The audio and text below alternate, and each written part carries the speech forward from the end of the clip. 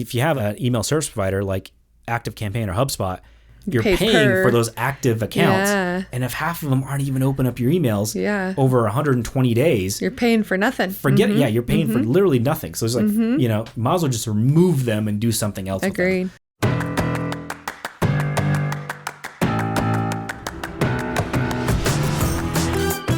Welcome to the Marketing Expedition Podcast, an auditory journey through the latest in marketing, branding, and advertising. Now, here's your Marketing Expedition guide, Ray Allen. On this episode of the Marketing Expedition Podcast, I get to speak with Jesse Navarro, and he is the principal managing partner at Cultivate Inbox, and he empowers high-ticket product owners to maximize email marketing ROI. And as a seasoned email marketing strategist, he specializes in leveraging the entire customer lifecycle to boost sales and engage for high-ticket product owners. And at Cultivate Inbox, he and his team transform complex marketing dynamics into actionable email marketing and CRM strategies. And they manage over 21 million emails monthly and have driven extraordinary outcomes across diverse industries. And he's had the privilege of partnering with industries such as Tia Lopez, Sam Evans, and the dynamic duo Pace Morby and Jamil Damji from HGTV's Triple Digit Flip. And under his leadership, Cultivate Inbox has revolutionized email marketing framework for its clients like Diversity Fund, and where they've enhanced open rates from 5% to 34% and deliverability from 19 to 98% through the meticulous A/B testing and continuous optimizations. And of course, those improvements not only boosted engagement, but also, of course, facilitated deeper connections with potential investors, leading to substantial growth on their platform. And of course, he's worked with lots of other amazing people in helping to dramatically increase the inbox placement and doing all the things that Jesse and his team do at Cultivate Inbox. And you're in for a treat. You're going to learn a lot about a lot of different things with Jesse, and we have a great conversation, and hope you stay tuned for that. But first, it's time for our Marketing Essentials moments, the basics that you need to help you continue to build your brand and your bottom line. The topic I wanted to cover today as a marketing essential moment, if you have a business that has something visual to display from an aerial perspective, you might consider thinking about having some drone photography and videography done for you. And there are many things that can come with that by showing that visual establishing shot. If you're a landscaping company, or we work with Adams Gardens as a garden center, people can, it's a nursery, right? And showcasing all that they have to offer by utilizing drone photography. It is a visually appealing and stimulating activity to then show on social media, on their website. If they're doing any kind of trade show activities or events, then they can showcase their property and what they have to offer in lots of different cases. Other things that we've done drone photography and videography for is our drone video, real estate, like commercial properties, residential properties that might have large, to showcase all of the property. And other things that we've done it for event promotion, if there's a big, huge event. We work with the Ford Idaho Center, showcasing their concerts and their amphitheater. Recently was the Snake River Stampede Rodeo, and we showcased some drone video of people attending the rodeo. And the cool thing is now with AI tools, our guys, Brian, is able to take out things that aren't wanted in that image, such as power poles and roads that might just get in the way of making our shot more beautiful. So integrating some AI technology to be able to replace the power lines and power poles and roads that we don't want in our shots can now make it enhanced and make it even better than before.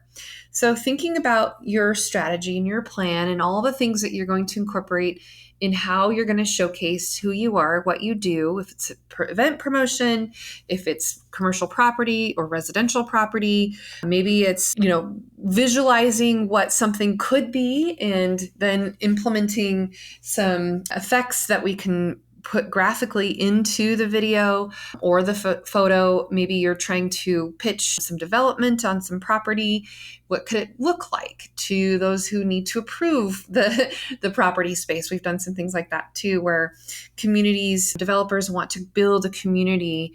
And in some cases, it's with an equestrian horses in that community, right? And having the houses, but also the space for where horses would be able to live and dwell as well, with stalls and fields and things like that. And then also showcasing, other features of what that property could potentially look like if it was developed. And then using that as a tool to then take it to your city council members or wherever, planning and zoning is, or whomever it is that you need to convince as to why it would be a good idea or visual. We can do those types of things with drone videos and photos, and lots of different use cases how you can take advantage of drone. If you're in tourism, for example, we've worked with Chamber of Commerce, and in the Cascade Chamber of Commerce area, there are all kinds of, so all 4 seasons, right? In the winter, there's snowmobiling activities, skiing activities, ice fishing activities, and then, summertime, spring, summer, all of the seasons, there's disc golf, there's swimming, fishing, hiking, hunting, boating, all of the things that we can showcase in drone photography. And it's just a beautiful way to engage in activities and showcase what people are doing in that space, in that area. And so for tourism, for example, to, highlight and feature the area and, drive traffic to those particular areas as a destination location, getting heads and beds and butts and seats for events, right? Those are all wonderful things to be able to do. And that also leans into the idea that you need to have a commercially licensed unmanned pilot's license to fly the drones and go through the entire pretty comprehensive process of becoming a licensed pilot to be able to fly the drones. And then on top of that, we also carry insurance specifically for doing drone video and photography. So making sure whoever it is that you hire to do your drone video or drone photography, make sure that they're commercially licensed, make sure that they have the proper insurance in place and that they know all of the parameters of what it takes to be able to fly the drones safely and effectively. And they will be able to share the knowledge of being able to get permits if they need to, and being able to understand the no-fly zones and where you can and cannot fly the drones. So before you just go hire somebody that, has a drone just for fun, you may really think about making sure that you're hiring somebody that is experienced, that has their license, that has the insurance necessary, because if something were to happen, you might not want to be in that situation. So drone photography, drone video, super helpful and wonderful to be able to showcase all of the things that you might be doing in your marketing planning and budgeting and or even just getting permissions and sharing a vision of what you have. But with that said, let's get into the interview.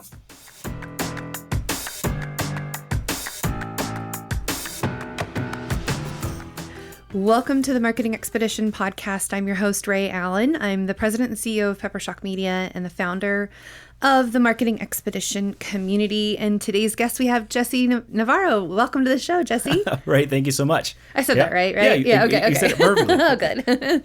So, Jesse, let's share more about you, your history, and you've got a fascinating story and history to tell. But share with our audience a little more about you. Yeah. A little about me. I just moved here to Boise in 2020 from Seattle. I grew up in Seattle. And I moved here with family. We have family over here, so we ended up just moving here in the Boise area. 2 kids, 4 and 7. Before that, I had a financial planning business I had for 10 years, and that was a lot of fun. So we managed at one point $328 million of assets under management. Nice. Learned a lot through that, particularly sales. The very first time I started in financial planning, I worked at a place called Edward Jones, and they do door knocking. That's how you find your clients. Right. So I went from door to door to door, knocking on people's doors, asking for money, basically. Yeah. And so, and then at some point, rain or shine, you go through so many shoes. I went through, I don't know, I guess how many pairs of shoes you go through. Oh my When you go through goodness. walking. And so you And learn raining in Seattle, right? raining in Seattle. Yeah. And sometimes it'll snow a little bit, but, Yeah. so you go through all that. And then I wrote a book in 2015 called 10 Things to Ask Your Financial Advisor Before You Hire Them. That book took off. I got 100,000 downloads because I launched it on Facebook ads. Yeah. Did any sort of Facebook ads. I know you do advertising. Yeah. Did it in 2015. It was the easiest Right. platform to launch of at that time. Before it was too inundated and crowded. Like Exactly. It kind of is Exactly. now. So I wouldn't, so I wasn't, any smarter than anyone. I just was lucky. And so I that's jumped in front awesome. of a trend. And then I sold that business of March of 2020. Ooh. And then, right, yeah. right at the cusp Right before. of the, Exactly. my Before gosh. the market dipped, but it went back up again. Yeah, But, good timing. Yeah, right before the market Jeez. dipped, March of 2020. And then that's when we moved over here to Boise. I don't know if you've ever sold a business, but if you ever sold a business, it is the like most life existential crisis you'll ever run into. So, so it's like you sold the business, you every day you go to work, every day you know exactly what you need to do. Every day, this is the tasks you need to do.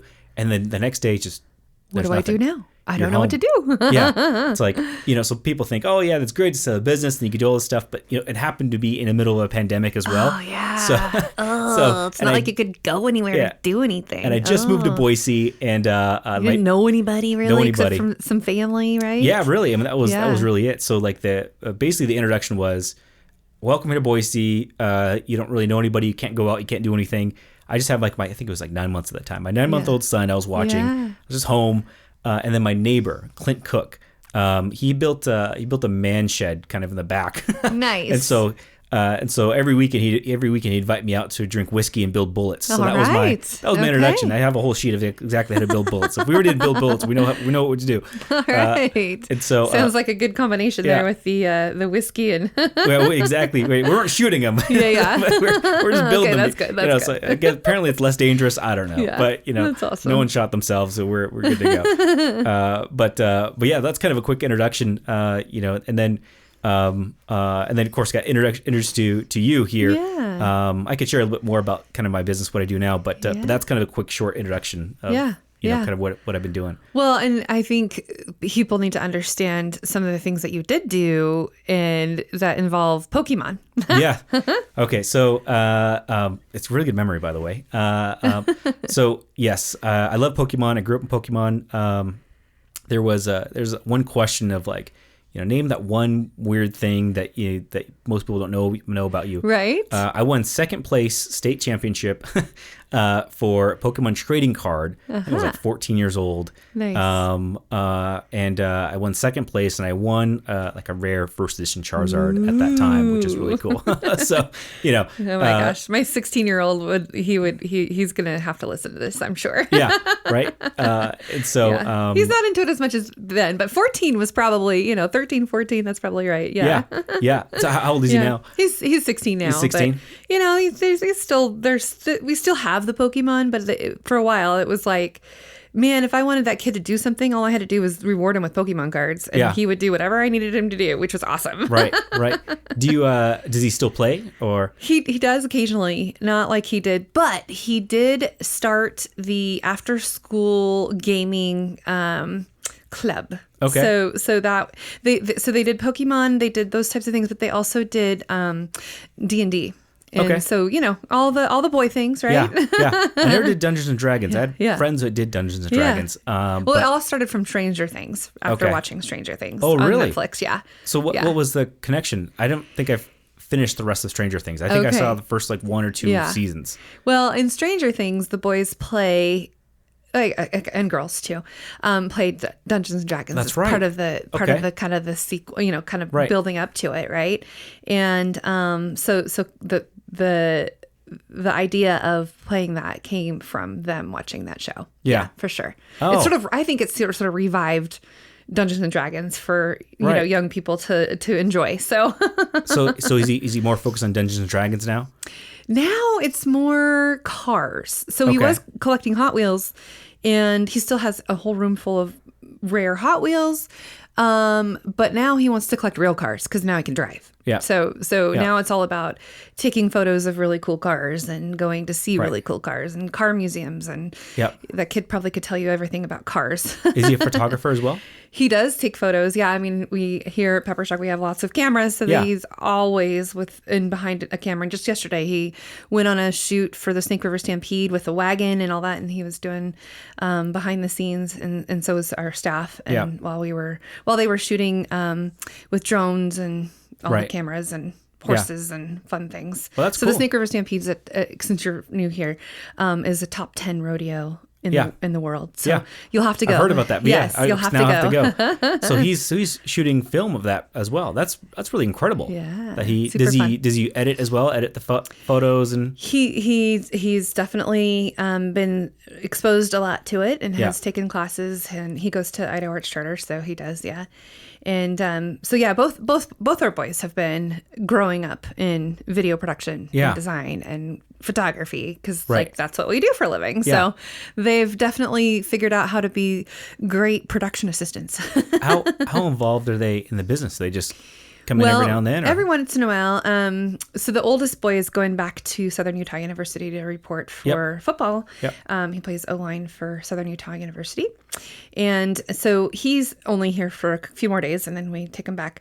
But Emerson, when he was here both boys have been janitors and production assistants and, admin assistants and, gophers, all of those types of things. They've definitely been involved in one way or another. In fact, we just rearranged our office this morning and they were both here with their muscles moving things around. So I asked because that's incredible because I have two myself. I got a 4 and a 7-year-old. Yeah. And at some point I want them involved in the business. Oh yeah. I just don't, can be kind of where they want to fit in the business. Where their strengths are at. I do this all the time because I'll hire someone. I hired someone to be kind of an outbound they do kind of outbound DM, outbound reach for me. Nice. And it's a virtual assistant kind of rolled into one. But she ended up just done a horrible job at the outbound reach. But I found out she's really good at graphic design. Okay, well there you go. So I'm like, instead of just firing her, I'm like, all right, how about we just do our graphic design? Put her in her strengths. And I just kind of moved into strengths. And that's probably one of the biggest lessons I learned is when you're managing people, a lot of the times, you're putting people, if they're not succeeding, because you're putting them in the wrong roles. Right. And there's there's an app called Crystal Knows. So if you do a personality test on Crystal Knows, like KNOWS. Yep, Crystal. Okay. It's just Crystal, like CY, CRY. So Crystal Knows. Okay. Crystal Knows. Don't make me try to spell here straight on the podcast. I will fail you. We'll look it up and we can add it in. But Crystal Knows what it will do is it will show a kind of a diagram, a circle diagram of where you and your team align and where they fit. Are they an initiator? I mean, initiator, are they ones that create ideas, they start things? You hand them the torch and they can start running, right? Or is it someone who is someone who completes things, tasks. Okay. So the finisher, right? So you get them to start, you get them to finish it, and then also there's people on the opposite sides who are very creative and then who are just very supportive. And so what you do is you find is a lot of people have a lot of teams that are associated with just one area. So for example, I'm a very starter motivated person. I can start things really quickly. And so they end up just liking those other starters and they end up hiring a bunch of starters and nothing ever gets done. Right. And so what you do, Crystal knows it can map out your entire team. I love that. Where do they fit in here? And then what you can do is you diversify your team based on personalities, kind of where they're at. And so, for example, I needed to hire a project manager. I hired 2 project managers. So here's another thing I do is I'll hire 2 or 3 people to do the exact same job. And then I'll just tell them, hey, look, this is a pilot project. I'm going to test you out. I'll still pay you, but I want you to take care of this task. And so I'll give them kind of a step-by-step detail of the task. And then what are the things I'll monitor? I'll monitor, 1, do they get the task complete on time? How much time and attention they take from me? What questions do they ask? Are they paying attention to the details? What are they doing? Yeah. And so by the end of that, then I'll understand, all right, cool, this is the person I want to hire. Or what you end up finding, like this one, I hired 3, there's 3 project managers for a test pilot. And then 2 of them that were really, really good. They were the exact opposites of me. In terms of close finishers. I liked them both, but one of them had a better Scrum Asana focused. We run everything through Asana. Yeah. And the other one was more business analytics. And so what I had the first one do is run our daily stand-ups and our daily scrum and enter all the tasks in there and just make sure things are taken care of, very project management orientated. Yeah. The second person had more business analytics focus. So I had them build our OKRs, our objection to key results, have them build our basically just building out what are the Q1 goal, Q2 through goals. We're in Q2, Q3, Q4, Q1. What do those goals look like, and then what's the roadmap to those goals, and building out those systems as well. And so I was able to utilize both of them, but I realized in that process what one person was a little bit better than the other. And so, and sometimes I do it and I just don't hire anybody because, you I test did that. them out. Yeah, I like that. I love the try before you buy. Yeah, right? That's exactly what it is. So, and so that's, it's kind of with my kids, it'll probably be something similar, where I want them to be involved in the business if they want to be involved. Right. But I will kind of nudge them a little bit because I want them to be involved in the business. And then figure out where is it their strengths are in between. I haven't done a crystal nose on them, but I think my daughter, she's old enough. I think she might be ready for one. My the 7-year-old, right? 7-year-old, my 4-year-old. It's like, he doesn't know yet. I ask him what he's doing today. He doesn't even remember what he did today. So, so he just, so he's kind of all over the place. Yeah. But 4-year-olds are probably like, they're discovering still. Yeah, exactly. He's living life, Yeah, living his best life. He just wakes up like, all right, what are we doing today, guys? What's going on? Let's play Pokemon. Yeah, let's do it. Let's play Pokemon. So anyways, that's pretty incredible that he can do that. Yeah. And he's developing a skill, which is really cool too. So absolutely. That's really big. I talk a lot about that. There's two skills. There's your you have tangible skills and intangible skills, right? So like the intangible skills, and people have a lot of those, and I see them on resumes all the time. Right. They'll say like, I'm a people person and I'm very analytical and, I know, I'm a self-starter, like all those things, like those are all like they're just like it's air, like, okay, that's cool. But like, what can you do? Yeah. What's like, the result? And so like, where the tangible skills are like, I'm an accountant, like I know numbers, or like I'm a project manager. I know how to manage Asana. I know how to, do this. And then, what you do is, is I recommend this to everybody is like, you just take it on a sheet of paper, you write out all of the intangible skills that you have. And it's just everything. List everything down. You should probably do this like at least once a year. It's a good eye opener. Yeah. And then write all the tangible skills that you have. Are you a good writer? Do you know math? Can you do algebra? Can you read a P&L? And so it's like can you do all that stuff? And then what you'll find is the intangibles are huge. And then when you look at, you might not have as many tangible skills as you think. And then you could layer down like how deep do you know those tangible skills, and then that will kind of be in kind of correlation with how much money you're making at the moment. Because if you have a ton of intangible skills but not a lot of tangible skills, chances are you're not making a lot of money. But if you have a lot of tangible skills and a lot of intangible skills, but you have deep knowledge of those tangible skills, chances are you're doing pretty well. Nice. Because you're utilizing those skills. And so that's kind of what I look for. Is I look for people who have tangible skills and some intangible skills because that helps a lot. What can they do? And then how do I utilize those skills for the part of the role that they're doing for the particular job? And that's kind of what I'll probably focus on my kids at some point doing that kind of stuff too. Yeah. So I got to turn them into ninjas somehow. So you have to be careful though, because if you tell them to do something, I'm just telling you now, they're going to do the exact opposite of what you tell them. Oh, 100%. I believe that. You got to use some reverse psychology. I believe that. I bet you can't do that. Oh yeah, I want to see. Yeah. I can too. Oh, good. Yeah. I think it falls. It's got to fall back then on kind of what they want to do. What they enjoy. Yeah. And just kind of build around that. Because if my goal is I want them to be part of the business, and all selfishly because I enjoy being around them. And then you have a legacy on top of that too. That I could just pass it down to them. That's the legacy. It was that's good. Growing up, you always like the I heard this was a MLM sales pitch. It was like I remember it was like 18 years old. I got pitched so many MLMs back then, like multiple marketing. Oh yeah. I remember one in particular I really, really liked. He was like, how about building a legacy? And he was like, because he talked about his grandfather, because his grandfather built a big business, and he was like, my legacy, my grandfather, he has this painting hanged up on his, on his wall, right? And he remembered his grandfather because of all the stuff that he did, and he built this legacy. And he's like, how many of you remember your great-great-grandfather? And it's like, yeah. Do you remember his name? Like, your great-great-grandfather. Do you remember his name? Like, I don't, I probably don't remember my great-great-grandfather if you were to tell me. Yeah. So, and that kind of struck me. I'm like, so, that's kind of the legacy that, that I want selfishly. You want your great-great-grandkids to remember your name. Yeah. I got like you. This is the guy, right? So, right. when it comes down to, it comes down to that. And then, it's the chances are though, if I do it well enough, do it well enough, it'll be a Louis situation, King Louis situation, where I think it was Louis XIV. He did really, really well, and he was, he was a great king of France. But I think it was Louis XVI. It was Louis XVI, right?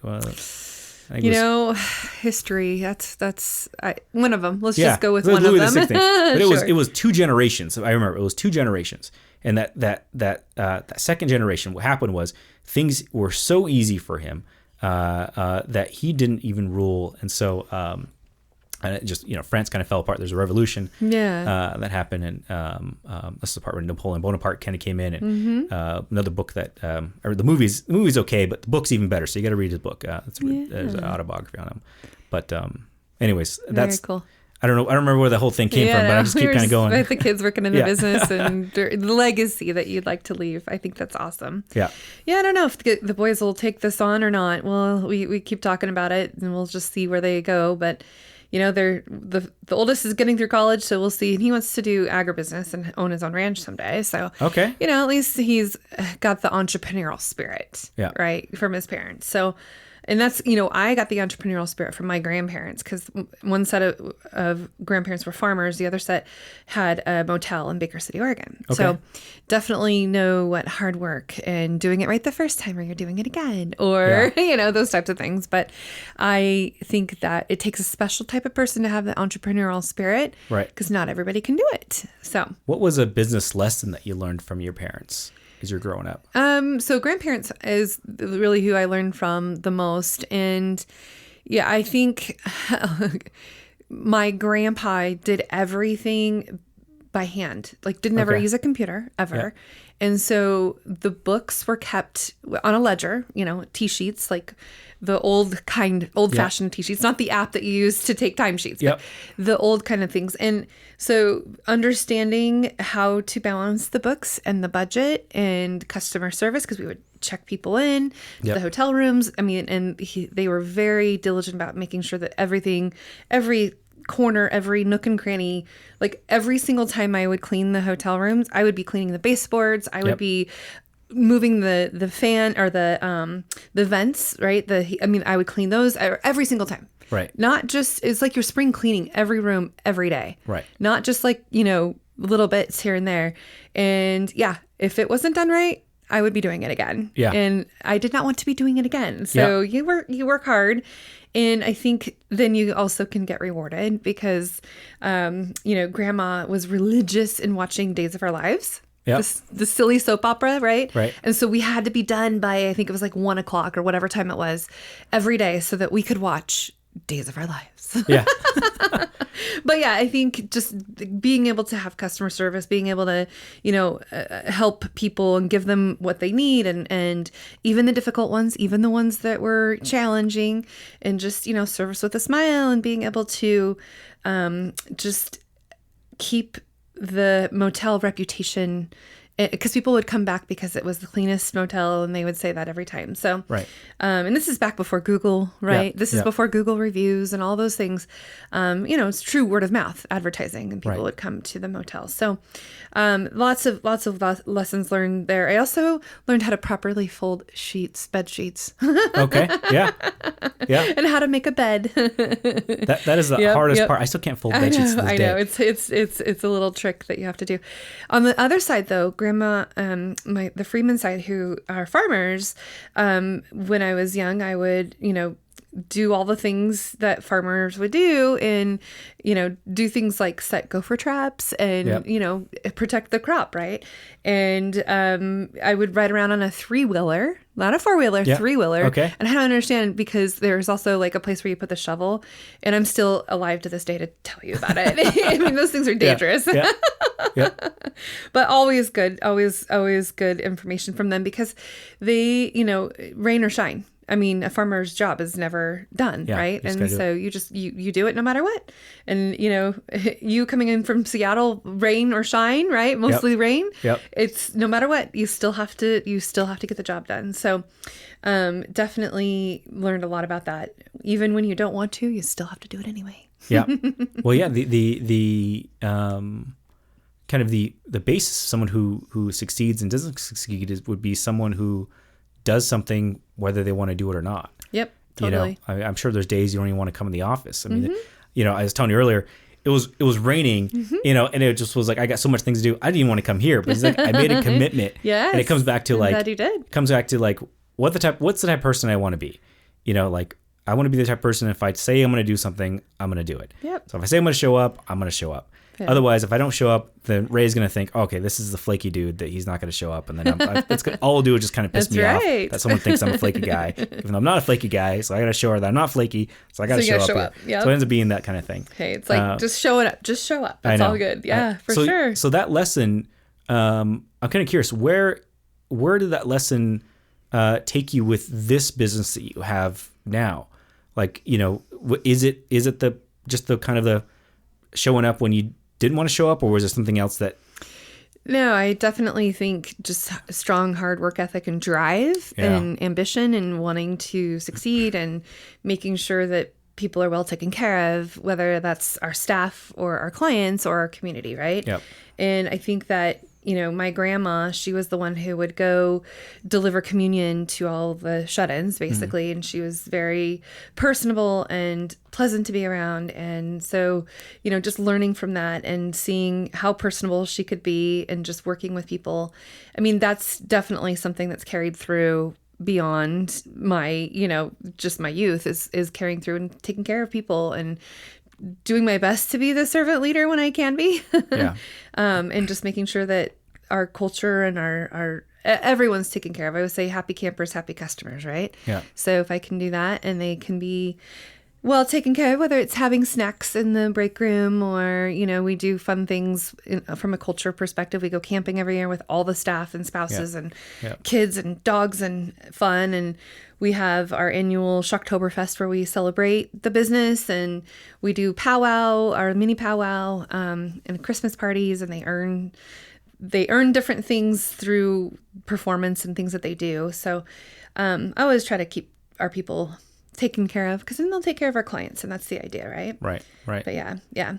So let's pick up a little bit though, because you mentioned, we kind of dropped off where you moved here from Seattle, and then you kind of you sold the business, but now kind of tell a little bit more about what you're doing now. Yep. Because that was a couple years ago. So what is it that you've been doing for the last few years here? Yeah, I'll tell you. I've been failing till I figure out how to get it right. So that's basically what I've been doing. There's a saying, like, you learn more about your failures than you learn about your wins. And so I like to talk about failures, and then out of the failures, then I learn about the wins. I've had a lot of failures throughout my life. Like I said, I started like an MLM business. How about let's call them, instead of failures, let's call them opportunities to learn and grow. Yeah, I like the word failure because it's like I just got kicked down. I'm in the dirt. My face is all muddy. It's like things are. So it's like I'm looking up. It's raining. It's like oh my god. Like this morning it was I had like so much things to do, and then things just weren't working the way I wanted to work. I dropped off the kids, and as soon as I dropped off the kids, I walked out, and literally it was like a movie. I'm not kidding you. I walked out, and then a thunderstorm, and it started raining the minute I walked out, and I'm like, oh my god, this is gonna be one of those days. And so anyways, so it's just all about failures. But the one thing I learned about is sales. Like sales is like the number one key thing. When it falls back on, I always fall back on sales. Good. So like I did I was 18 years old. I started my first. Well, actually, I take that back. I started my first, I was 18. I started my first multi-level marketing business. It was, I think it was called a Mera Plan, not a Mera Prize, which is a little different. And so basically what it was packaging like dental packages, basically like discounted dental packages that you would sell. And so the guy found me through a Google ad, which by the way, this was like when I was 18, I don't know, it's like 2017, I think it was, but I have to do the math. But anyways, this was a long time ago. Right when Google ads, if I did Google ads at that time, I would have made so much money. The guy never taught me Google ads. He taught me how to just, sell the same service to everyone else. So it was kind of a shame. It was a missed opportunity. But what I did learn out of that was, was understanding how dental offices work. Okay. And so I started another one called Prepaid Legal when I was 19. Oh yeah, I've heard of that one. Yeah, Prepaid Legal. And so what I found was I could make more money selling business plans than as opposed to selling the service of like, selling people into the business, right? Like one-off. Yeah. So instead of doing like, recruiting people, recruiting. Gotcha. So I ended up just door knocking, all the businesses and go to business. I was door knocking at 19 and I found, it was actually my dentist.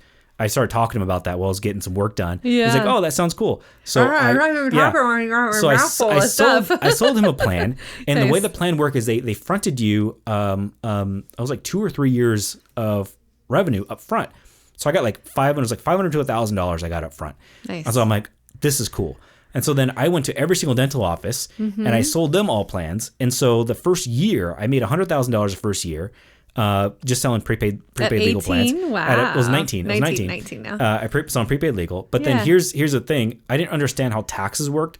So during that whole year, I was spending all that money on, I bought a new car, I was taking friends out, I was eating, I had a girlfriend at the time, I was spending all this money. IRS comes knocking. And then, apparently you have to pay taxes on this. It was like a 1099. And so I didn't realize. And so like the taxes came over, I submitted all of it and it was like, boom, like $20,000, $30,000 in taxes. I'm like, what? It's like Monopoly chess card. So Too bad for you. I look at my bank account and I'm like, I don't have that money. And so, then what happened was, like 3 or 4, it was so crazy. 3 or 4 of the dental offices just canceled. Oh no! Last minute, and I got basically chargeback. So I got a chargeback from all of that. So here I got a chargeback. I got chargeback happening, and then I got I got this thing happening. And at that time I was a mechanic. I wanted to be a Toyota mechanic.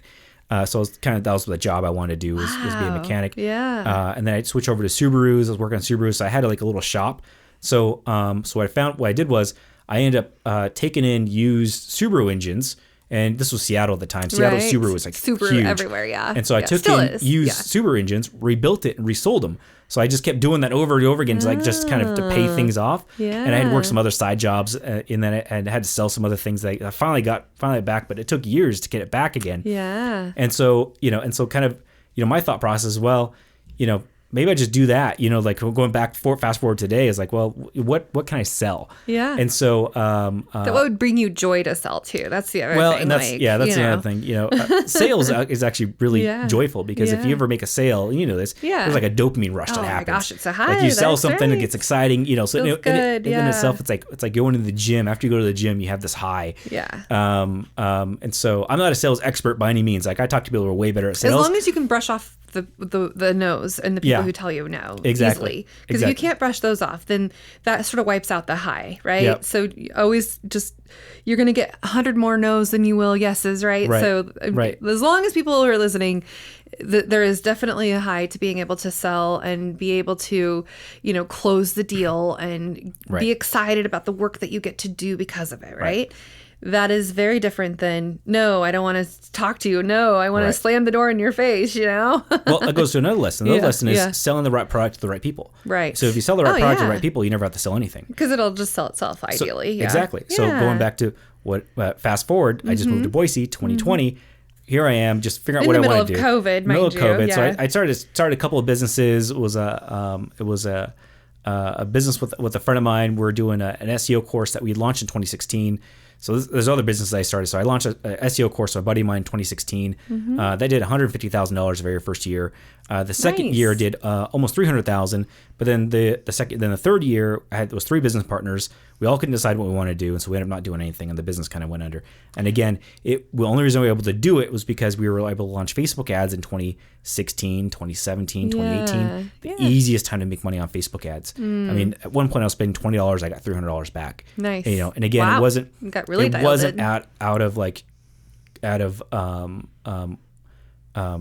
I was any smarter than anyone. It just was a trend. I caught a trend. The trend was selling courses using Facebook ads, and it happened to be at that time. I just happened to be involved in that trend. Now everyone's trying to do that. Now and it's everyone's trying to do inundated that. so much. I get Exactly. so many people reaching out to me trying to sell me their course and all of that. You know, it is a lot. Yep. And so the best part is to be involved in a trend. So if you're involved in a trend, you have a product, and you have a service, and you know the right audience. It's extremely easy. Like we made $100,000 to $50,000 the first year, and it just was nothing. It just was the easiest thing in the world. It makes you kind of feel like you're invincible. You know, so you kind of have to take a step back and like be like, oh, this was just a trend. So basically, what happened was I got so bored, I just went to the store and I bought some Pokemon cards. And I bought like, I don't know, $100 worth of Pokemon cards. I love this. And I tried to do like a viral video or just a live video stream on Facebook and Instagram. Yeah, unboxing, did the whole thing. And people were talking about that. And one guy was like, "Oh yeah, those are really hard to find." I'm like, "What do you mean they're hard to find?" I was like, "Yeah, they're you know, right now Pokemon stopped making." So I find out Pokemon stops making cards because of the pandemic, and they're becoming harder to get. And I'm like, "Oh, okay." So I look online, like, how much is it? So the same box I purchased at the store, I think it was like $50.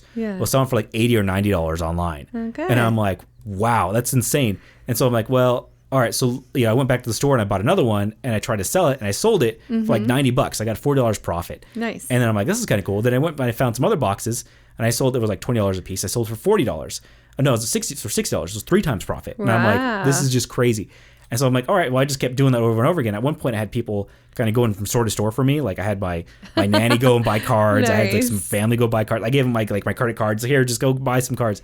And at one point, I was making $14,000 a month just selling Pokemon cards. It was the most funnest time of my life because, again, I had a product that was hard to get, people loved, and I didn't have to sell anything. People were literally finding me. It was all on Facebook Marketplace. That's how I was finding people. I posted the thing on Facebook Marketplace. People were just finding and buying on Facebook Marketplace. My kid probably he used Facebook Marketplace to buy and sell Hot Wheels and cards, and so he probably could have even you know. And at that time, Facebook Marketplace was just launching, and so I didn't pay any sort of processing fees on Facebook Marketplace, or at least if I paid, it was a very small amount of processing fees. So I got all of the profit, all of it coming back to me with very little fees.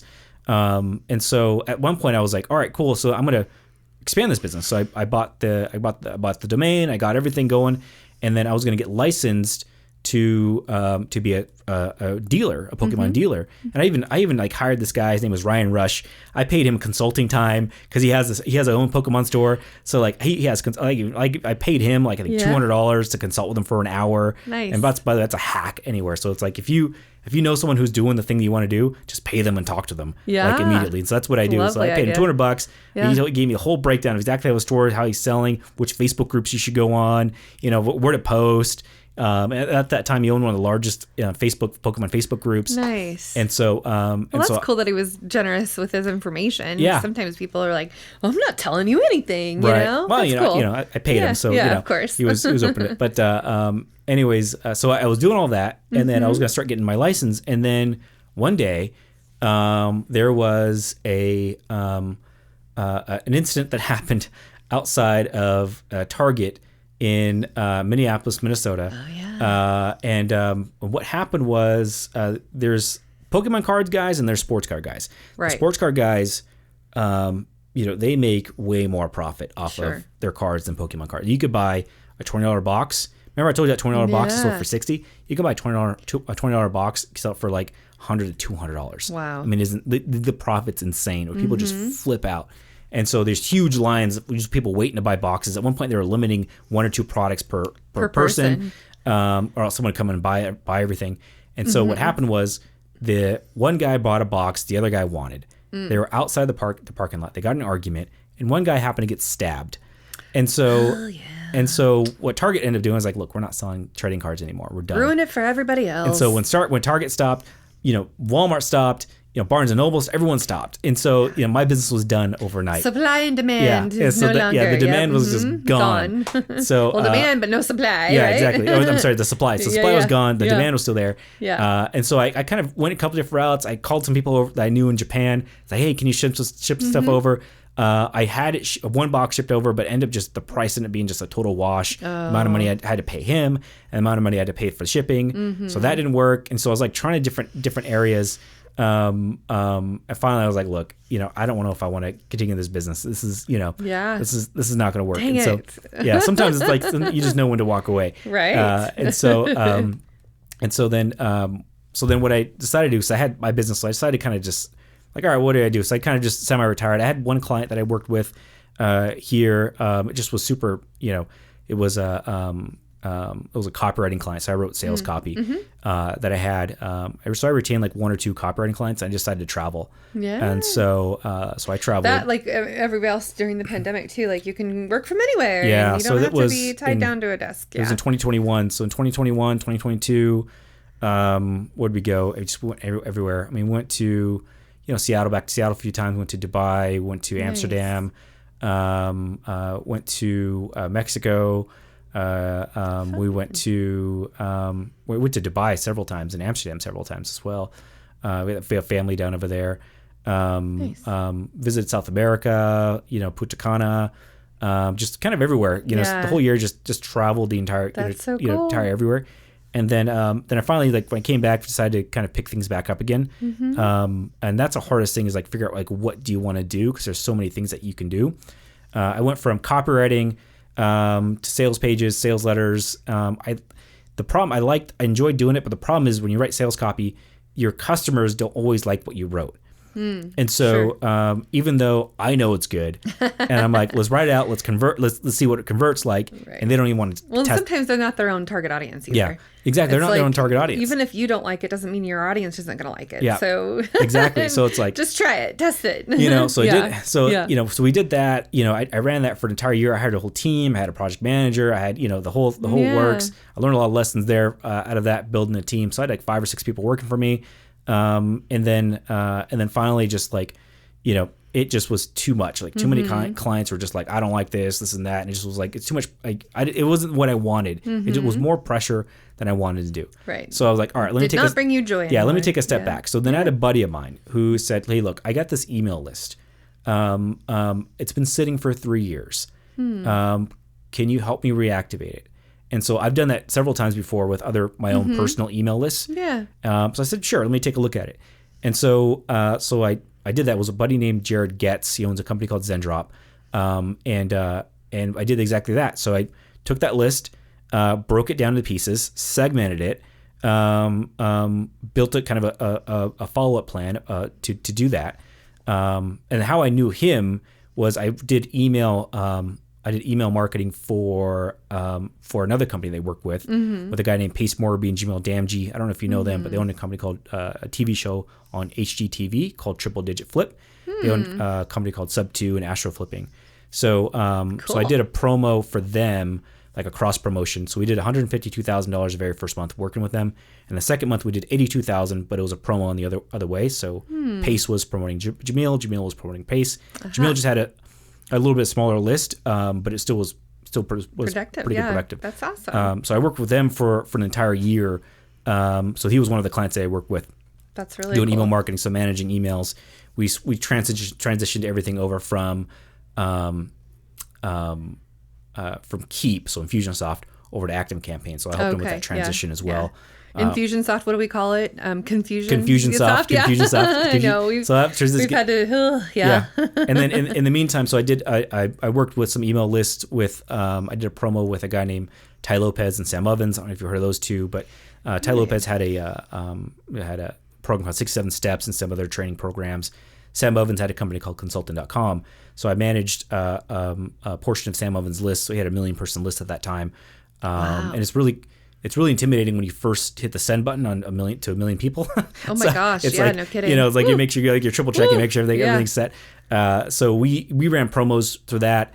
Because it runs it in because if you do it all at once, like, isn't it maybe not anymore, I don't know, you probably know this, but if you try to send them all out at once, doesn't it kind of like it red flags you? And so it just does it periodically, like goes through all of the lists so that it's not all coming at the same time, or does that matter anymore? Oh, back then it wasn't that big of an Not a issue. big deal. Now, so like one of the biggest lists that we manage, we send 700,000 people in one send. Oh, wow. I don't recommend it, but it's just how it's segmented. Sure. I recommend this. I've been recommending them to segment even smaller. Yeah. Hopefully they'll Because you don't want to buy get onto that. blacklisted or, Well, flagged not necessarily. or something. Just like if you send that many emails, it takes hours for it to send. Right. Number one. Okay. So like you send 700,000, you can send Yeah. it 9:00 in the morning. It may be shipped out by 5:00 at night. Right. So you Yeah. kind of have to like plan ahead and kind of when do you want to send it. Yeah. But also at the same time, like segmentation, if you're sending out that large of a list, it's you could segment it down to be more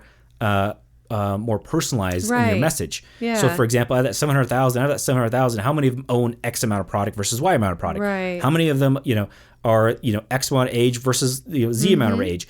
How many of them are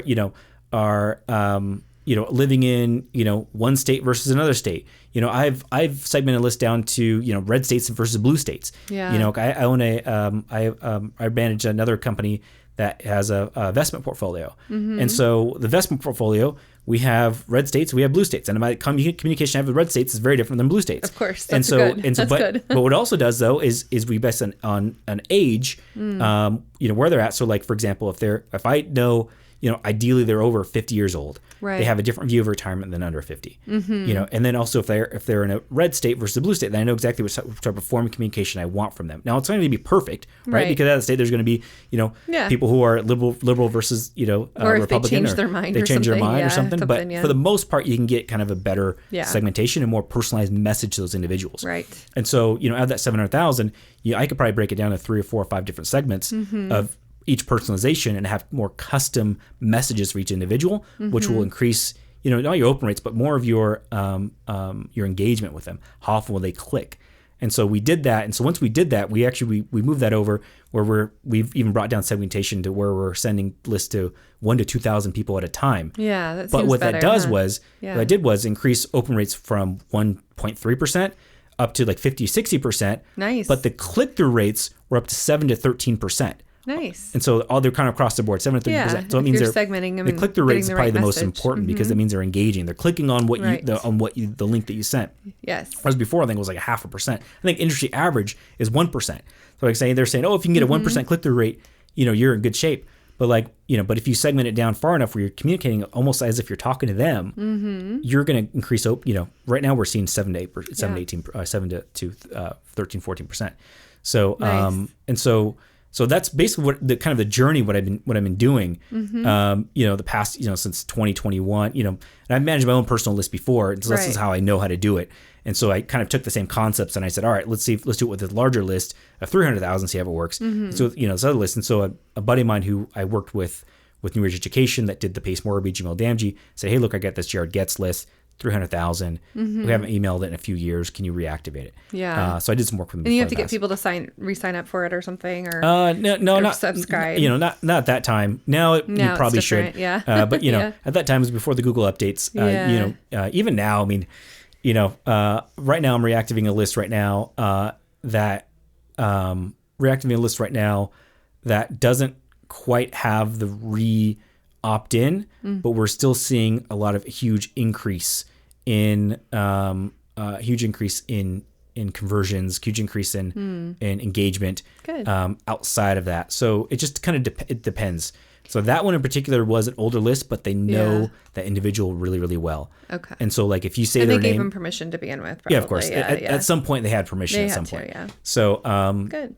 so anyway, so that's kind of how, all right, so what I ended up doing was, back to my story. Yeah. I had I don't know, 3 or 4 clients, 5 clients at that time. And I'm just canceling everything. Look, I don't want to do anything. Yeah. I let go everyone on my team except for one person. And I was like, look, I don't want to do this anymore. So we kind of closed everything up as much as we possibly can. And my buddy said, hey, look, can you just help me with this thing? So I just focused on email basically. Yeah. And that's all I did was email. And I was able to get that list the very first month. Again, a list that appeared dead. He ended up paying someone $30,000 a year ago trying to get this thing revived. Whoa. I came in very first month. We did $22,000 in sales the very first month. And now it's time for a message from one of our partners, Kitcaster. Did you know that podcasts are a great way to grow your personal and business brand? And Kitcaster is a podcast booking agency that specializes in developing real human connections through podcast appearances. We've had several guests from Kitcaster on the Marketing Expedition podcast as well. So if you're an expert in your field, have a unique story to share, or an interesting point of view, it's time to explore the world of podcasting with Kitcaster. You can expect a completely customized concierge service from their staff of communication experts. Kitcaster is your secret weapon in podcasting for business. Your audience is waiting to hear from you. Go to kitcaster.com/expedition to apply for a special offer for friends of this podcast. So tell me, just out of curiosity, like, what makes it where people open that email? Is it the subject line or the byline that's underneath it, or whatever that little, I guess display, whatever that's called, that's whatever that is. I mean, what are some of the things that like made it so successful? Yeah, I think the bigger is with that list in particular, is the engagement. Like, are they even receiving the email? Is number one. Like, if it's not in their inbox, they're never going to click on anything anyways. Right. If it goes to their spam, no one's going to look in their spam. Yeah. If it's in a promotions tab, they're going to look in the promotions tab.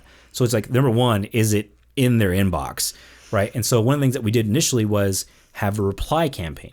So the first 3-4 emails, we asked them to reply to get something back. Hey, look, we got this PDF that's going to help you conquer X, Y, and Z. We'd love to have it. It's completely free. There's 3 versions of it. Just hit the reply button, version which one you want, 1, 2, or 3. That's it. Okay.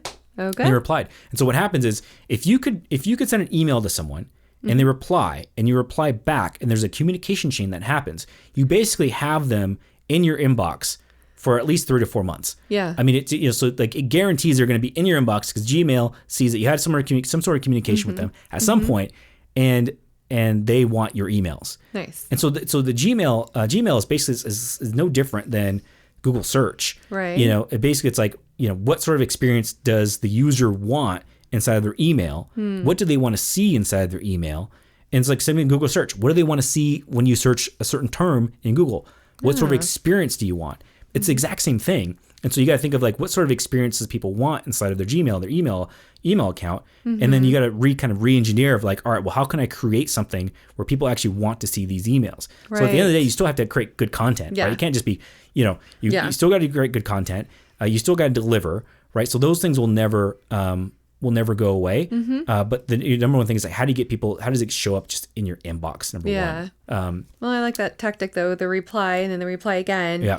And then you're right. Then it shows up and they can mark it important if they want, I think that's a pretty nice way to be able to get that communication, because then it shows too that your emails are being engaged, and that's good for when you're sending out thousands and thousands of emails. Yeah, exactly. And so so then we did that, and we kind of segmented it further, and then at some point if there's no new flow of new emails coming in, it will eventually die. And so that's kind of what happened. After a year, I was able to get on average about $10,000 to $15,000 a month worth of revenue out of that thing, which is still pretty good out of a dead list, right? Yeah. And then about a year later, we couldn't refresh it, and just was, the engagement kept going lower and lower and lower. Right. And so at some point, it's like we can get the engagement going out of a dead list, but we need to also reactivate. Like, we need to add new things to the list.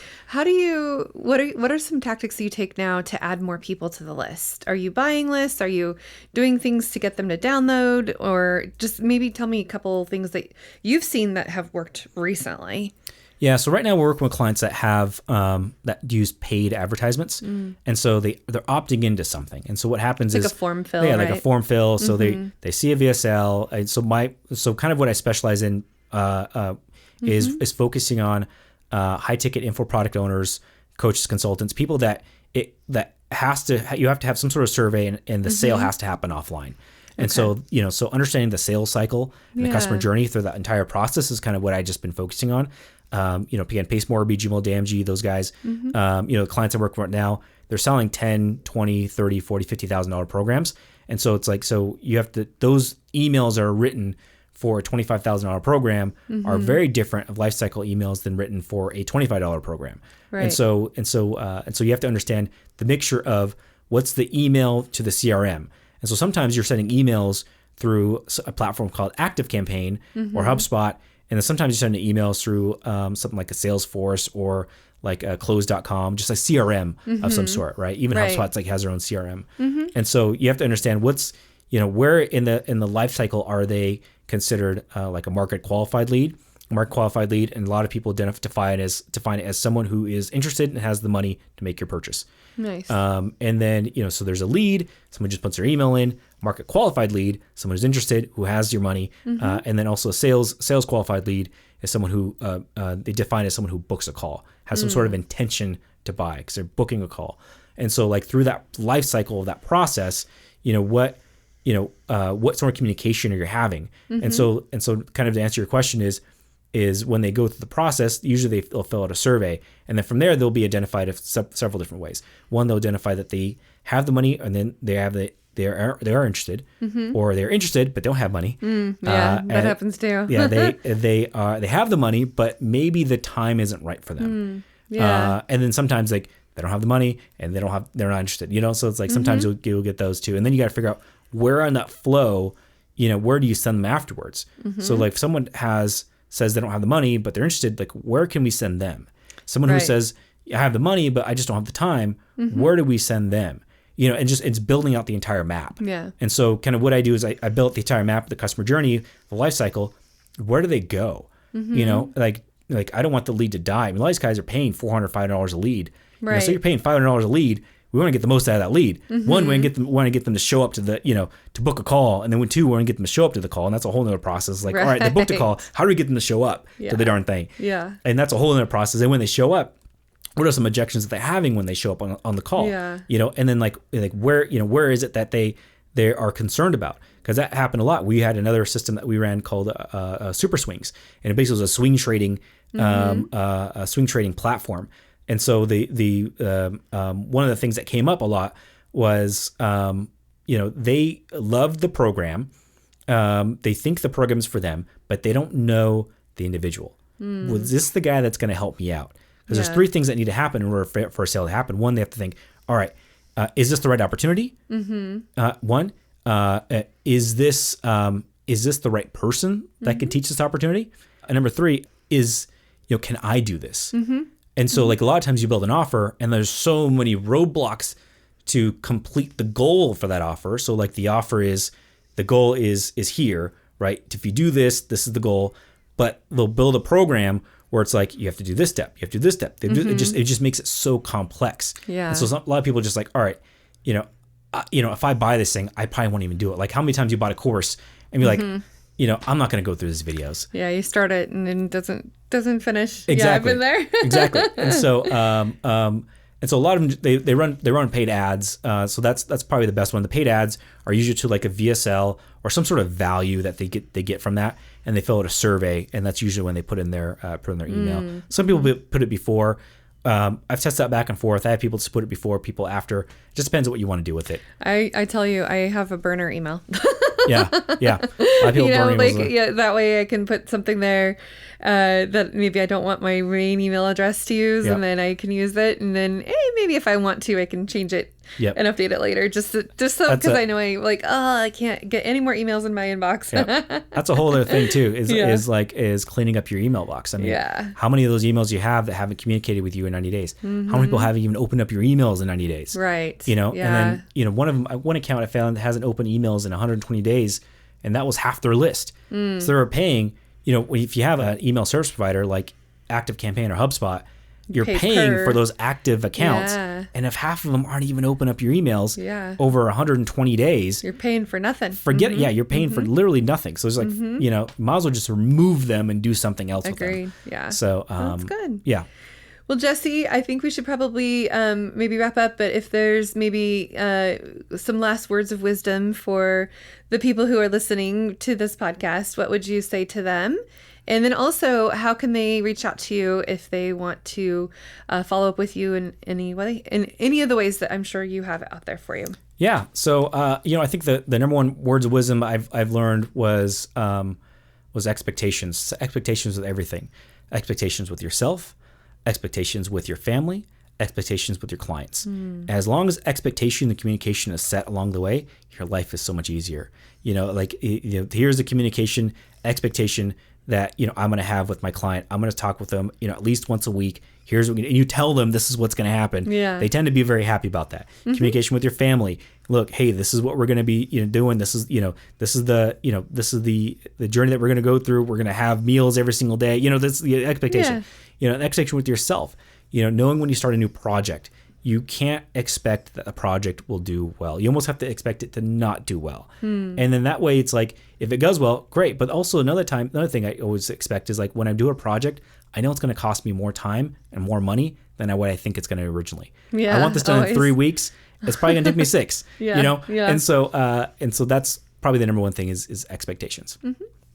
Well, thank you, Jesse. How can people reach out to you? Yes. My website, cultivateinbox.com. So cultivate, like cultivate in the ground, or Jesse at cultivateinbox.com. Kind of a quick story. My dad, he was laid off. He was a sugar worker working in Moses Lake, Washington, if you guys know where that's at. I do. But he was laid off. He had a sugar factory job. He decided to pick up gardening for whatever reason. But that's what we wanted to do. So he had tomatoes, he had jalapenos, he had cucumbers, the whole works. Yum. And every day he had to cultivate the field. He had to go through. He had to get rid of the weeds. He had to go through and pick things. And he had to, and so every day it was a cultivation. And so emails are no different. Right. You got to cultivate. You got to make sure that you're picking out all the weeds. You're making sure you're pruning. You're making sure that things are taking in water. And they're going to grow and be nurtured. Exactly. So that's how I got Cultivate Inbox. I love it. Yeah. I love it. Yep. Well, thank you so much for coming to our Peppershock podcast studio and recording with us. And now we get to record yours. So why don't you also drop, you're going to be launching your podcast and that'll be next. So tell a little bit about that. Yep. Called the Boise Hustle. And so I'm always so fascinated with people's journey to start their entrepreneurial journey. And that's, from the start of, is it a side hustle? Is it, a freelancer, or is it just a full on, running a business, kind of how you're doing it right Jumping now. with both Jumping feet. in with both feet, right? Like Warren Buffett always says, never test the depth of the river with both feet. But some people do. So anyways, it's talking about the entrepreneur journey. So I'm more curious about what was the moment that they decided to start their journey, and what were the struggles that came up from that, and kind of where are they at now? That's always been the most interesting part, because everyone's journey is so unique. And so what my goal is to help people who are thinking about either starting a business or maybe has a freelancing business, trying to get them to the next level. Nice. And I'm hoping that something came out of it, a word, a phrase, a sentence, a line that gets them like, oh, this is what I need to do. And it sparks other ideas outside of it. So that's called the Boise Hustle. And we're interviewing just people here locally here in Boise. I have lots of friends outside of Boise, but I find it so interesting that, we have people here locally, and why not talk to them here? It's nice. Yeah. It's better to do face to face. Well, for sharing that you're not necessarily from Boise, I do have to give you kudos for saying Boise correctly. Yeah. It's not Boise, it's Boise. Well, I've been to Boise quite a bit because, we have family here. So I've been visiting Boise, probably for the past 10, 12 years. So you can always tell the outsiders because they call it they call it Boise instead of Boise. So I always tell people, always ask me like, oh, you're outside, because it's kind of a big taboo here. The first thing is you're from California. It's like, no, I'm from Seattle. I'm like, it's even worse. I'm like, wait a minute. It's like, wait, but I have family here. I was like, okay, well, tell me more. Like, I've been visiting the past decade. It's like, okay. Like, this is, so they kind of settle down a little bit. So I gotta defend myself. But anyways, yes, thank you. Well, thank you so much for coming, and appreciate you being here, Jesse, and reaching out for us to work together on podcasts. And then the one thing I want to say for those of you listening, the best thing that you can do for Jesse and I both is share this with others that that need to hear what Jesse had to say today. And of course, every episode, we want to share and subscribe. And then until next time, everyone, enjoy your marketing journey. Thanks for listening to the Marketing Expedition podcast. Want to continue the journey? Don't miss out on new episodes. Subscribe on iTunes, Spotify, Amazon Music, or wherever you get your podcasts.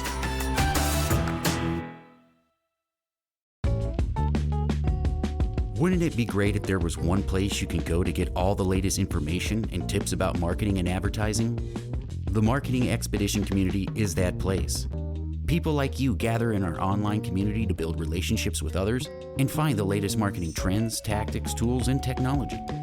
We help you build your brand and your bottom line. Start your adventure today. Visit themarketingexpedition.com to find out more.